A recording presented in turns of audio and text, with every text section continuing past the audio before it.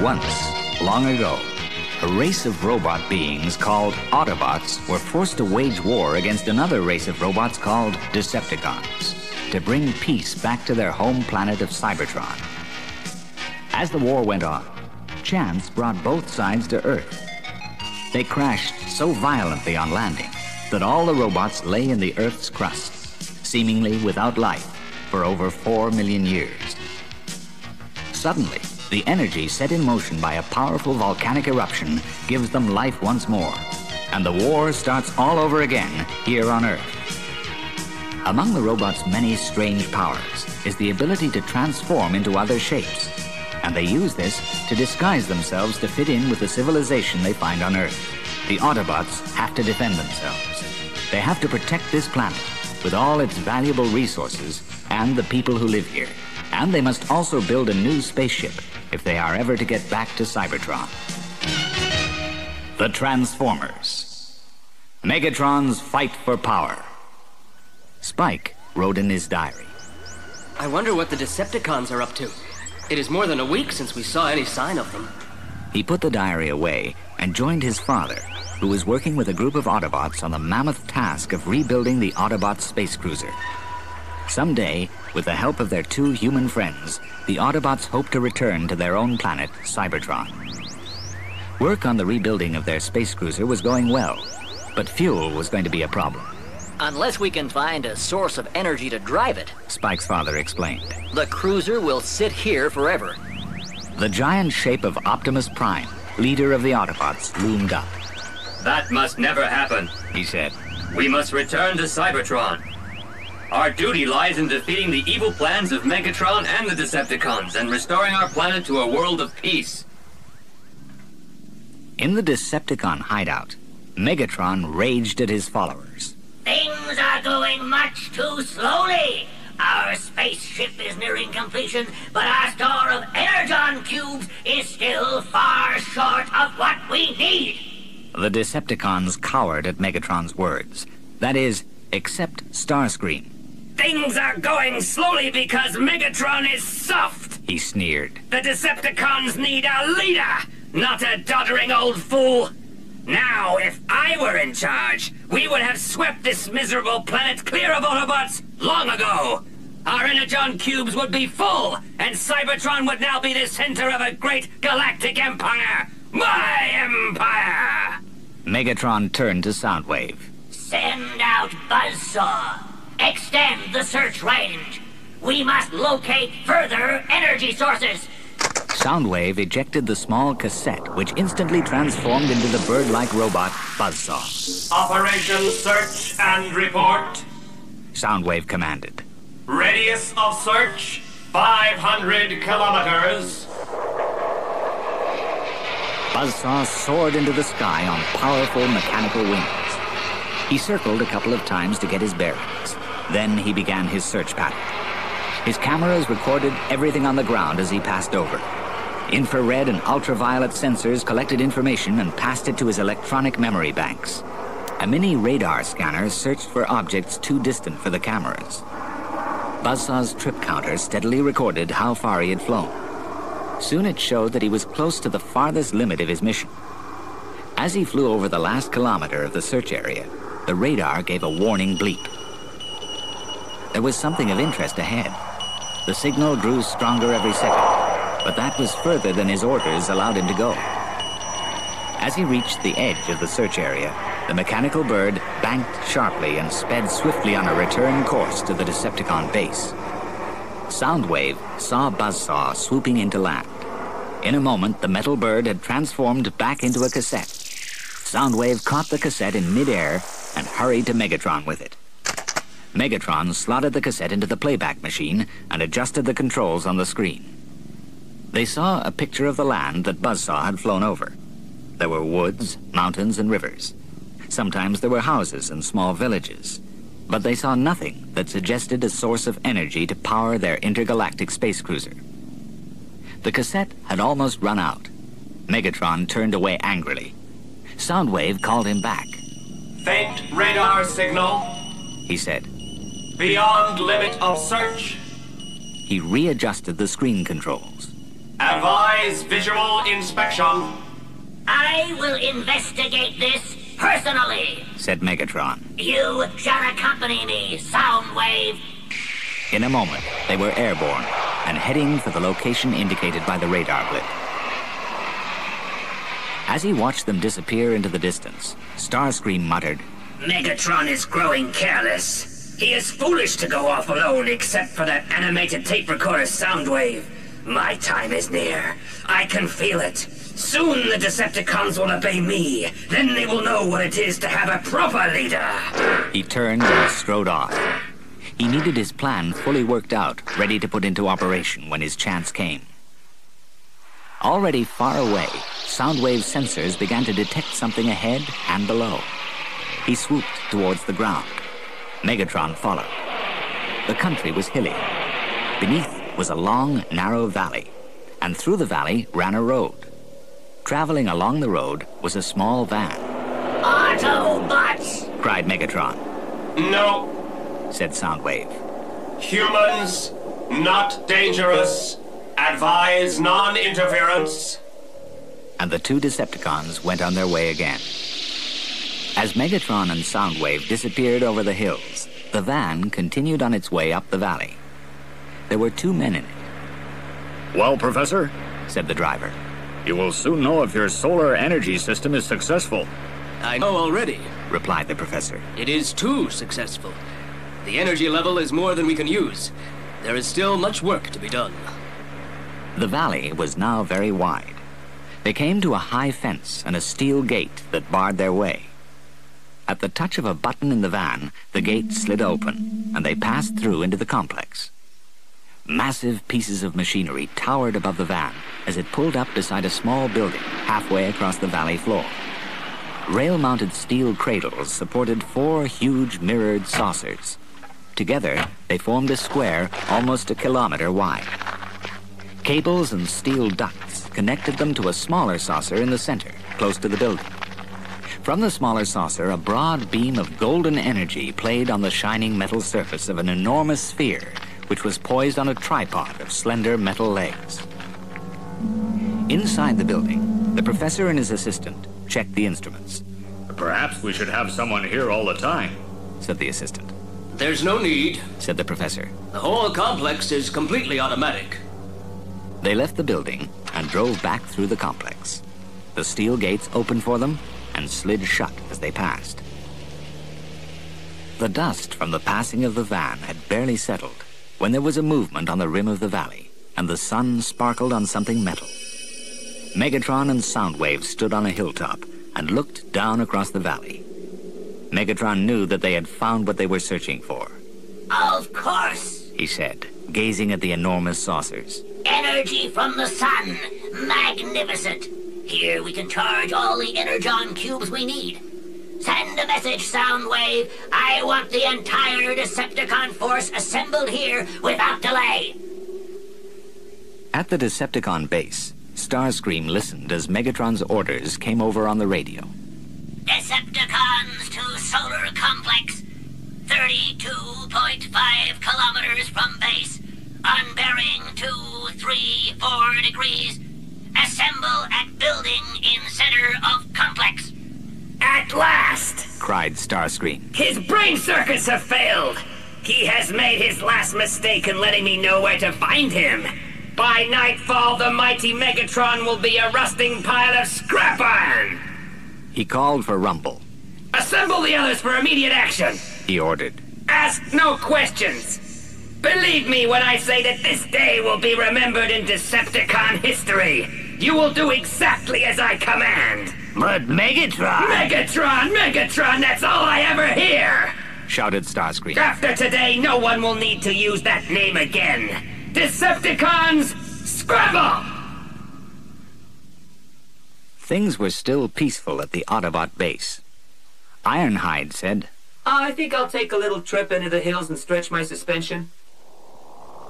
He transformed into his van disguise, switched on his engine, and drove off into the countryside. After a while, he stopped on a low hill. Might be something worth listening to on the radio, he said to himself. He extended his scanner aerial from the roof of the van and slowly rotated it, as he tuned the radio. Nothing but commercials. He muttered. He swung the aerial once more. Then he stopped. Through the jumble of music and voices, he picked out something different. He turned up the volume. Then he moved the aerial again until he had a bearing on the signal. Next moment, he was driving at top speed back to base. The Autobots rushed out as Ironhide skidded to a halt in a cloud of dust. Decepticons! He shouted. Moving fast and airborne, I picked up their signals! See what you can find, Hound, said Optimus Prime. Hound activated his radar scanner, an infrared detector. They listened to a distant mutter of radio signals. They're moving away, said Optimus Prime. According to Ironhide's bearing, they are headed for the desert. What can they want there? The only thing I've heard of is some sort of government research laboratory. Perhaps they plan to pay it a visit, said Spike. One thing's for sure, said Ironhide. they're not going to arrive with a box of chocolates. Well, we haven't been invited to the party, said Optimus Prime. but I think we should take a look. I'll investigate with our 2 human friends. Jazz, be ready to dispatch a strike force at a moment's notice. I'll keep in touch by radio.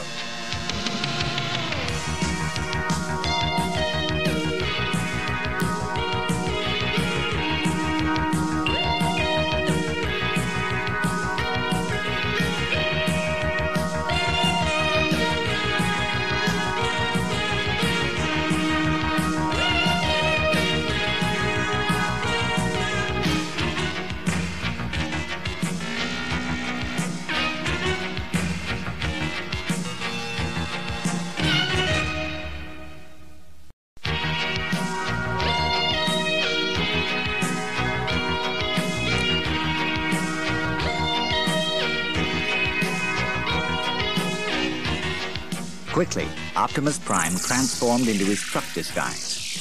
Spike and his father climbed into the cab. I never thought that I'd be a trucker, said Spike. Neither did I. Replied his father. Particularly in a truck that can talk to you while you ride in it. All set? Said Optimus Prime. Here we go! The huge articulated truck moved forward and gathered speed as it rumbled towards the distant solar research station. Meanwhile, Starscream led the Decepticons swiftly over the hills towards the valley where Megatron and Soundwave waited impatiently. A light flashed on Soundwave's chest pack. Decepticons within low-frequency detector range, He reported. Right. Said Megatron. That gives us just enough time to prepare. Over the rim of the hills came the airborne Decepticons. Below lay the solar complex, and in the center was the building where Megatron and Soundwave were to meet them. Starscream laughed as they swooped closer. Stand by! He ordered. I want the entire force on the ground at the same time. Each Decepticon will take up his position according to my orders. Fire on my command! In a final rush, the Decepticons dropped to the ground and quickly surrounded the building. There were no windows, only one metal door. They trained their weapons on the door and waited silently. Then Starscream stepped forward. Come out, Megatron! He shouted. Your reign is over! If you act sensibly, I might even be merciful! From the shadow of one of the giant solar saucers came a flash and the roar of a fusion cannon. The charge ripped a long furrow in the ground beside Starscream, who was hurled off his feet by the blast. His smoking weapon still pointed at his fallen rival. Megatron stepped forward, followed by Soundwave. So, you are prepared to be merciful, Starscream? He said. You will never make a Decepticon leader. Decepticon leaders do not show mercy. They are ruthless. They are also cunning. Did you really think that I would sit alone to await your pleasure? Starscream groveled in the dirt. Spare me, Megatron! He begged. I will spare you this time. Said Megatron. But not because I am merciful. A Decepticon leader must be practical. And I need every pair of hands if we are ever to reactivate the space cruiser and return to Cybertron. Beware the day when you are of no further use to me. Megatron turned to Soundwave. Prepare the Energon cubes! He ordered. Optimus Prime stopped on the crest of a hill. Below, in the valley, a road wound its way into the distance. Spike climbed down from the cab. That should take us in the right direction, he said. They joined the road, and a few minutes later they had reached the complex. Spike climbed down again and tried it. Locked, he said. No problem, said Optimus Prime. He lowered the tailboard at the rear of the truck. Out you come, Roller, he said. I've a feeling there'll be work for you. Roller, the Autobot scout car, trundled out and onto the road. He ran under the bottom edge of the security fence, while Optimus Prime transformed. Upright, he towered above the fence. Reaching down, he picked up Spike and his father. Then, with one giant stride, he stepped over the fence and into the complex. In the distance loomed the huge mirrored saucers and the shining metal sphere. A bustle of activity in their shadow showed where the Decepticons were hard at work. The giant Autobot leader and his human friends made a wide circle around the edge of the complex to see what their enemies were up to. Roller scurried ahead, and then they stopped. What can you see from up there? Asked Spike. The Decepticons are charging their Energon cubes from that huge sphere over there, replied Optimus Prime. We'd better call up the others, said Spike. There isn't time for that, said Optimus Prime. It looks as though they are almost finished. We must stop them somehow. You have energy weapons, said Spike. Yes, replied Optimus Prime. But I want to avoid a shootout. We are only guests here on your planet Earth. The last thing I want is to cause unnecessary damage to this very valuable equipment. We must strike swiftly and suddenly. Most important of all, the Energon cubes must be destroyed. From the cover of a rocky outcrop, Spike and his father watched the activity of the Decepticons. The Decepticons worked fast. They had used magnetic clamps to fix their energy conductors to the metal surface of the energy converter. The conductors carried the solar energy to the empty Energon cubes. A chain of Decepticons stacked the charged cubes some distance away, close to the fence which ran round the complex. There were only a few empty cubes waiting to be filled. The 4 enormous mirrored saucers had moved automatically to follow the sun, but the single smaller saucer in the center still directed its stream of golden energy onto the converter. Spike turned as his father nudged him. There's our weapon, he whispered. I think that the small saucer is on some sort of turntable so that it can be adjusted. If I can get to the building there, I think I'll be able to find the controls. He started to crawl forward. Spike stopped him. Let me go, Dad, he said. I'm smaller. I'm not so likely to be spotted by the Decepticons. And before his father could stop him, Spike was darting from one patch of cover to the next, heading for the building in the center of the complex. In a few minutes, Spike stood by the wall of the building. Carefully, he crept round to the metal door. Luckily, the Decepticons were working on the other side. Spike gripped the handle, but nothing happened. The door was locked. He took out his clasp knife. Perhaps he could pick the lock. No, he needed expert help, and quickly. The Decepticons had finished their task and were now dismantling their gear. Spike looked up the slope to where his father and Optimus Prime were hidden. Holding his knife so that the sun shone on the blade, he began to signal. Optimus Prime saw the flashes first. What is it? He said. Spike's father said, It's Spike. He's signaling in Morse. Something must be wrong. He read off the signal. DOORLOCKED.